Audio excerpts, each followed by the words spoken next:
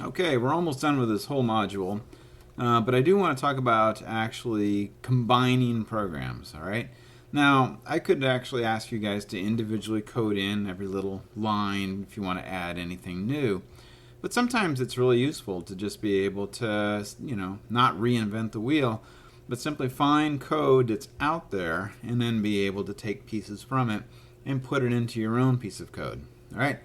So what I want to do is I want to combine this printing one here. Okay, let me tidy that up a little bit. I'm going to take this printing frog and I want to make it flash this light as well. All right. So right now you can see one light is flashing. That's the transmit. That's because every time it prints, it sends signal out, and we're seeing that transmit light. This is the one right here that hooks up to pin 13, and I want to make it flash. Maybe once, and then twice, or something like that. Something that allows me to see that I'm actually combining and making a unique piece of code. So the easiest way to do that is to find something that already exists. And of course you know then under examples, basics, blank, I already have that piece of code. Okay? So let's take now this thing here. Let's call this, I'm going to call it the blinking frog.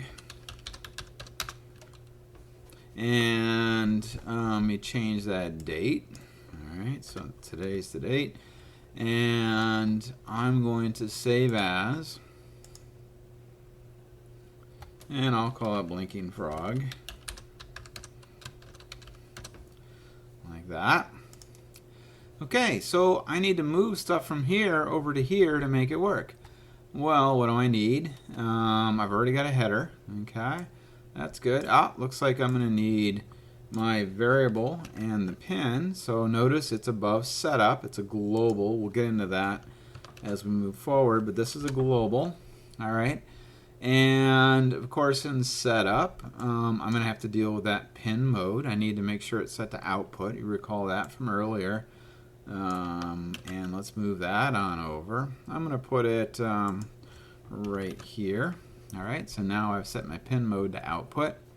And of course this is going to be the on-off sequence. So I think what I want to do is I think I'm going to want to turn it on maybe here, and I'm going to turn it off maybe here. Tidy that code. And let's see, do I want to, I don't think I want to put an additional delay there.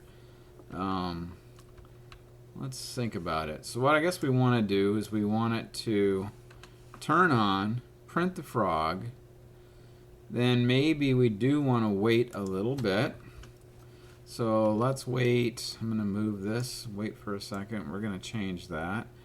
Let's make it go, and let's make it go for 500. So, whoops, that was too much, 500.